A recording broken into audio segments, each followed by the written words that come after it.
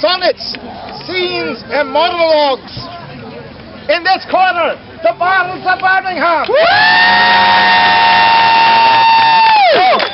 Right away, they are the away team. The away team. In this corner, the Willinghams.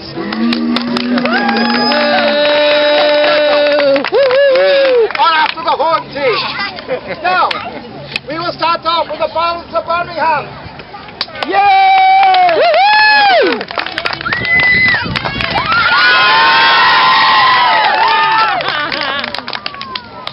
I wonder that you should still be talking, Senor Benedict.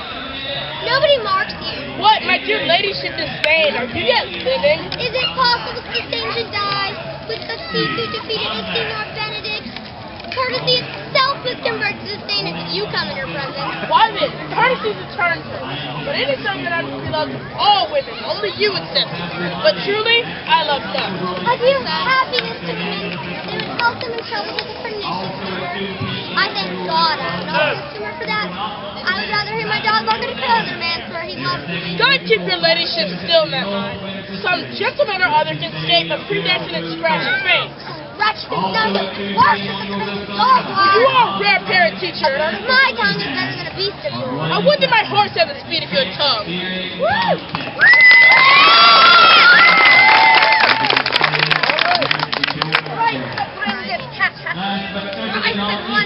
Hark your cries, to time, to time! Round about the cauldron go, in the poisoned entrails flow. Folded under cold stone, days and nights at 31, sweltering and seeking thought, boiled out first in the charming pot. Double toil and trouble, fire burn and cauldron bubble. Listen, steak in the cauldron, oil and baked. I am mutant toe of frog, full of bat and tongue of dog. At his fork is wine worm sneeze. And lizard's leg and howlet's wing. For a charm of powerful trouble, little cauldron, boil and bubble. Double toil and trouble, fire burn and cauldron bubble. Tail of dragon, tooth of wolf, witch's mummy, maw and gulp of the laughing salt sea shark, root of hemlock, digged in the dark, and thereto a tiger's children for the ingredients of our cauldron. Double toil and trouble, fire burn and cauldron bubble.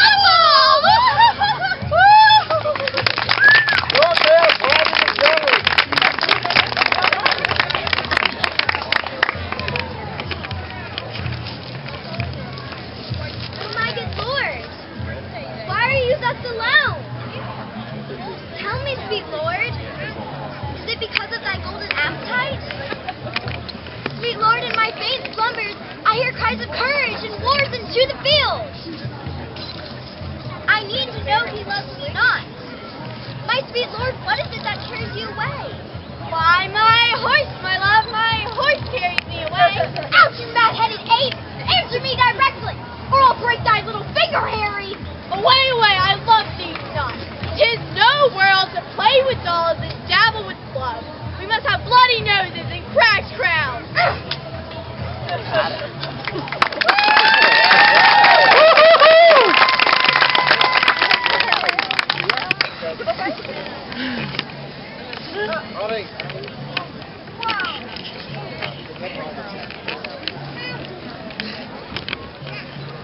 You juggler! You canker blossom! You thief of love! What have you come by night and stolen my love's heart from him? Pious face, have you no modesty, no maiden shame, no sense of bashfulness? Fie, you counterfeit, you puppet, you. Puppet? Why so? Alas, the gods may go to there. I perceive she has made prepared for our set.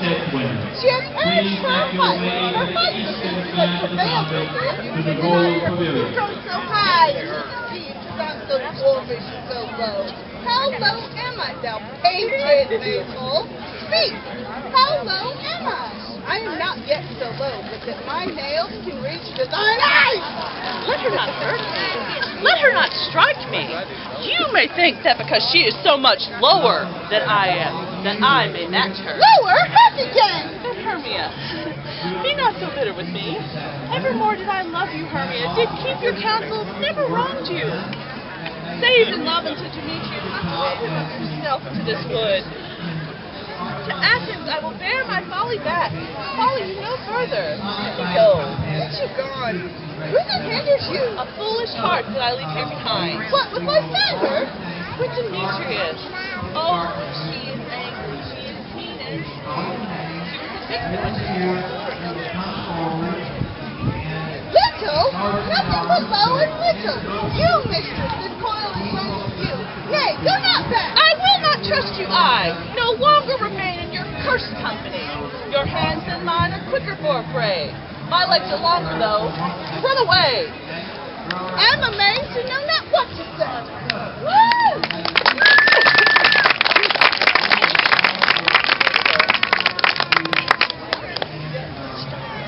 You juggler!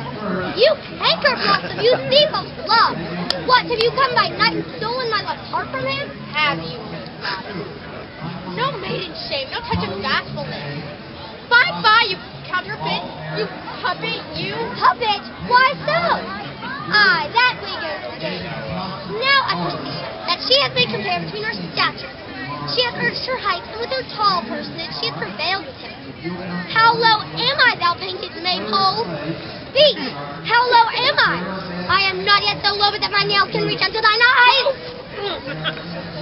Oh, though you mock me. Let her not hurt me. Let her not strike me. You may think that she is something low. That I can match her. Lower! Hark it! Get! Oh!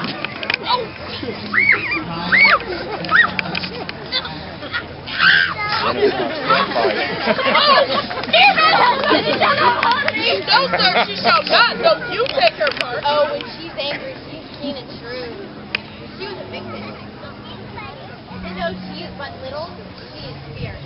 Little again? Nothing but low and little? Why will you suffer her to thought me? Thus let me come to her. Get you gone, you dwarf! You minimus and not breath maid! You bean! You acorn! Speak not of Helen, take not her part, or if thou dost not intend so little show of love to her, thou shalt abide. Now she holds me not.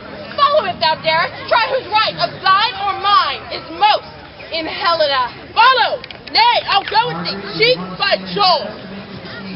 You mistress, all this toil is belonging to you. Nay, go not back. I will not trust you. I no longer stay in your cursed company. Your hands and mine are better for a fray. Mine like your lumber to run away. I'm amazed and know not what to say.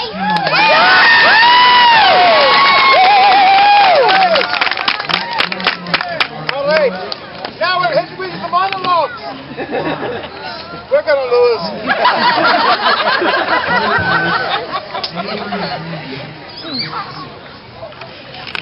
Now is the winter of our discontent, made glorious summer by this son of York, and all the clouds that lowered upon our house in the deep bosom of the ocean, buried. Now are our brows bound with victorious wreaths, our bruised arms hung up for monuments, our stern alarums changed to merry meetings, our dreadful marches to delightful measures. Grim-visaged war hath smoothed his wrinkled front, and now instead of mounting barded steeds to fright the souls of fearful adversaries, he capers nimbly in a lady's chamber, to the lascivious pleasing of a lute. But I am not shaped for sportive tricks, nor made to court an amorous looking glass. I that am rudely stout, and want love's majesty to strut before wanton amply nymph.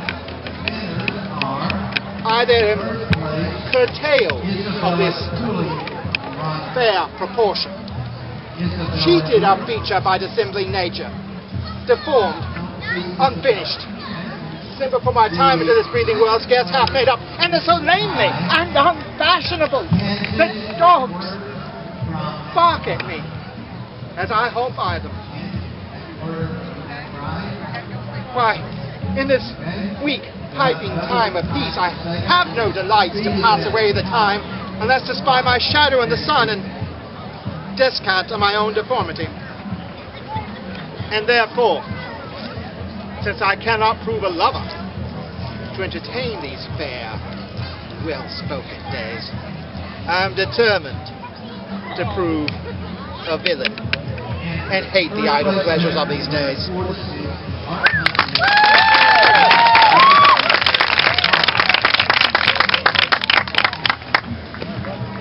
Tybalt, here slain, whom Romeo handed slain. Romeo that spoke him fair, bade him bethink how nice the quarrel was, and urged with all your high displeasure. All of this, uttered with gentle breath, calm look, knees humbly bowed, could not take truce with the unruly spleen of Tybalt, deaf to peace, but that he tells with piercing zeal like old Mercutio's breath. Romeo, he cries aloud, hold friends, friends part, and swifter than his tongue his agile arm beats down their fatal points and twists the brushes.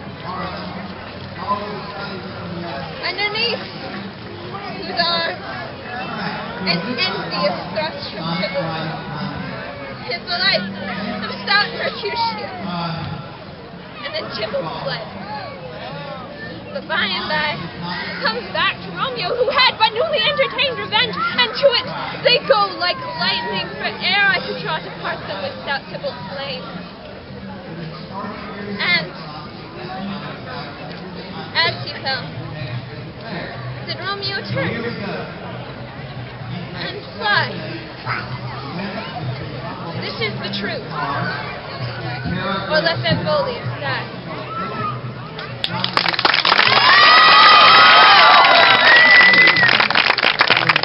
Be not afeard.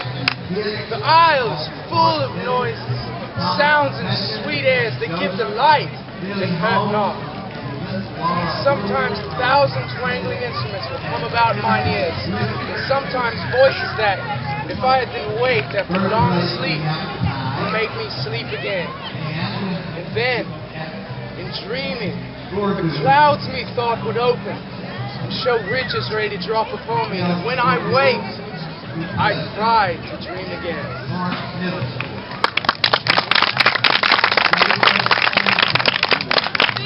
This isle is mine, by Sycorax, my mother, which thou takest from me. When thou first came, thou madest much of me, thou stroked me, would give me waters with berries in it, and teach me how to name the bigger light and how to last. And I loved thee, and I showed thee all the qualities of the isle, the fresh springs, brine pits, the barren land and fertile. Cursed be I that did so! All the charms of Sycorax, toads, beetles, fat, fie on thee!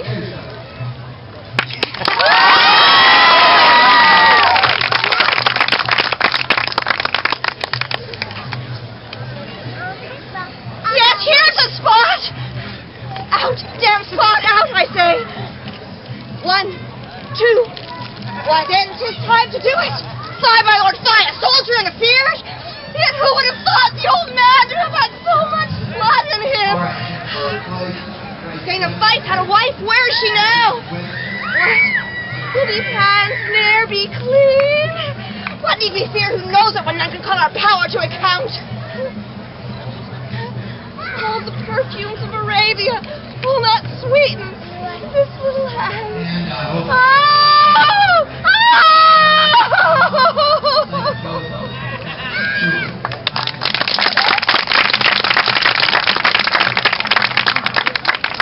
The raven himself, the horse that croaks the fatal entrance of Duncan under my battlement.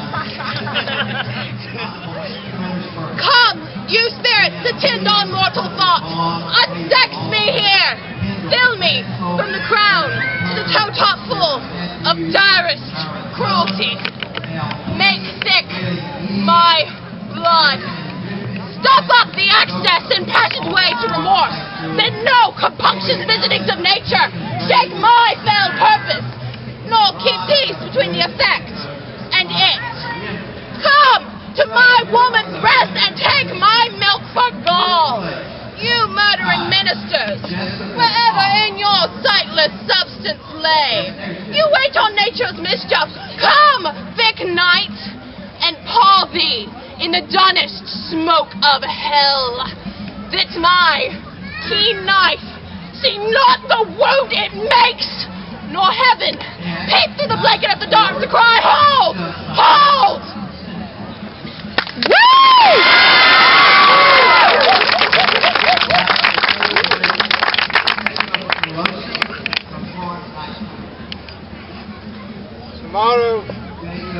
Tomorrow, and tomorrow creeps in this petty pace from day to day to the last syllable of recorded time.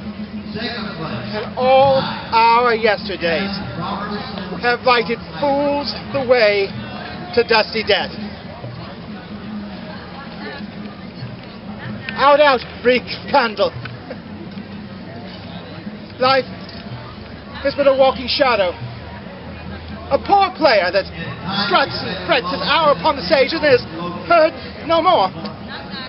Is a tale told by an idiot, full of sound and fury, signifying nothing.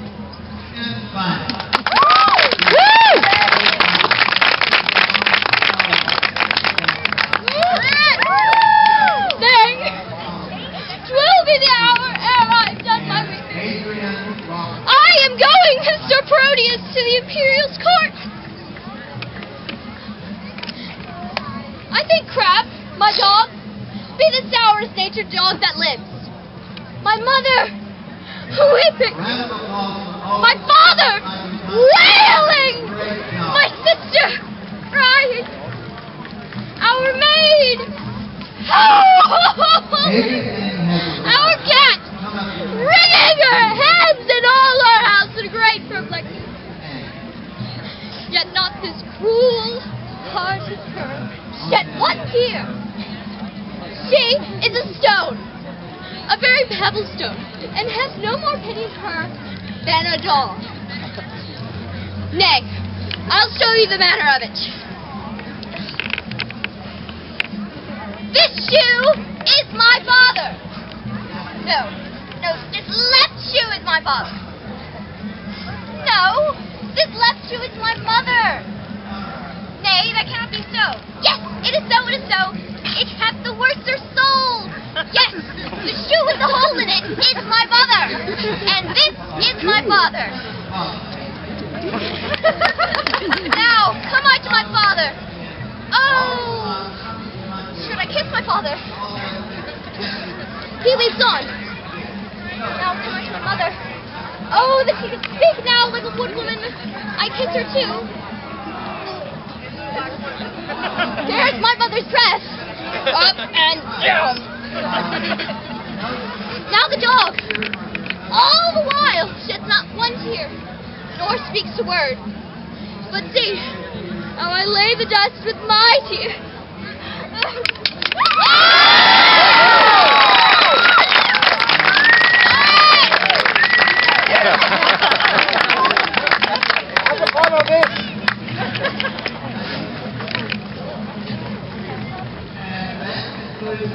I hate the Moor, and it's not abroad that twixt the sheets he's done my office. I know not if this be so, but I will, for the mere suspicion of the kind, act as if in surety. He holds me well. The better shall my purpose work on him. Let me see. To take his place and to plume up my will and double knavery it. Now, let me see. After some time to abuse Othello's ear, that he is too familiar with his wife. He hath a person and smooth disposed to be suspected, praised, to make women false. The Moor is a free and open nature, but thinks men honest, but seems so, and will as tenderly be led by the nose. As asses are. I happen, it is engendered. Hell and night will bring this monstrous birth to life. Who goes there? Nay, answer me. Stand and unfold ourselves. Stop her thing. I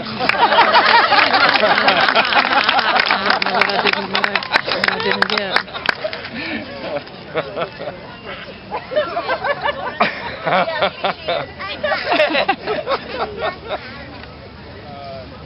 Oh, no, Kate, for that is your name, I hear. You are something hard of hearing. They call me Catherine, that you talk of me. You lie in falsehood. You are called Black Kate, Bonny Kate, and sometimes Kate the Cursed. The prettiest Kate in all of Christendom. Hearing thy mildest praise in every town, I myself moved to woo thee for my wife. Oh, moved in good time. Let him that moved you hither remove she can. Come. They told me. Oh, as I may say. If you want to. If I be waterfish, then best beware my state.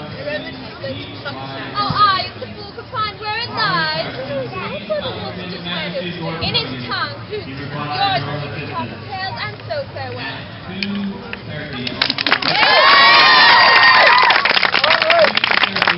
I'm just looking at my own sundial. We have 8 minutes.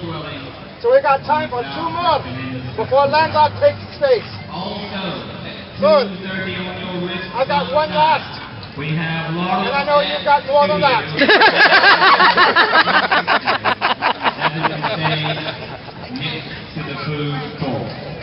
Whichever woman in this humor wooed, whichever woman in this humor won, I'll take her. But I will not keep her long. What? I that killed her husband and his father? To take her in her heart's extremest hate? Curses in her mouth, tears in her eyes, the bleeding witness of her hatred by. And I, having God, her conscience, and all these bars against me, and I having no friend to back my suit at all, but the plain devil in dissembling looks, and yet to win her, and all the world for nothing. Hath she forgot already? Edward, her lord, whom I stabbed in my angry mood at Tewkesbury? A sweeter and lovelier gentleman, framed in the prodigality of nature, young, wise, valiant, and no doubt royal. The spacious world cannot again afford. And yet, will she debase her eyes on me, who cropped the golden prime of this sweet prince? On me, who made her a woeful widow's bed? On me, whose all does not equal Edward's moiety? On me, who halt and am misshapen thus? My dukedom for a beggarly denier. On my life she finds, although I cannot, myself to be a marvelous proper man. Howbeit charges for a looking glass, and entertain some score or two of tailors to adorn my body.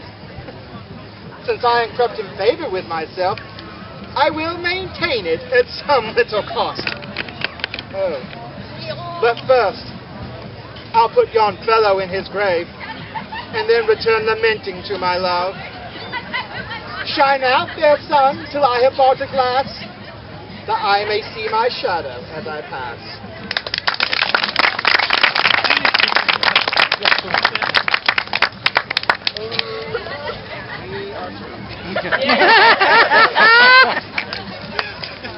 Once was a soldier by the name of Othello.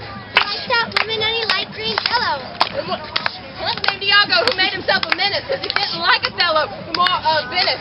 Now Othello got married to Desdemona, and he took her for the war, and he left her alone. Well, Verona. He left her alone. He didn't write a letter, and he didn't telephone her. Now Iago was crafty, and he had a slick plan. He hated Othello, said, "I'll stick it to the man." He said, "I'm gonna shot some more." Are you gonna do it? Tell him. Well, I know it's tragic fun. He's too darn jealous. I need a duke. I need a dope. I need a son of a smoke. So he found a dumb sucker by the name of Cassio. And he plans on him, does his handkerchief. shift, so Othello gets to wondering just maybe if... He was fighting battles outside of their country. Doesn't Cassio snuggle up and getting all comfy? So he comes back, kind of stuffs a pillow on her face, and he kills her until Lilith quite about to disgrace. There's Amelia at the door. She says Ramona's friend who he met in Act 4. She said she weren't no hoe, she was pure. She was sweet, she was faithful too. So why'd you have to go and make her face turn blue? It's true, it's you. Now what's she gonna do? Well, Othello once said he didn't know he should feel, so he pulled out his blade and he killed himself for real. It's all really sad, kind of makes you want to cry. But that's how it goes. Tragedies, everybody dies, that's right. Wiki, wiki, William Shakespeare.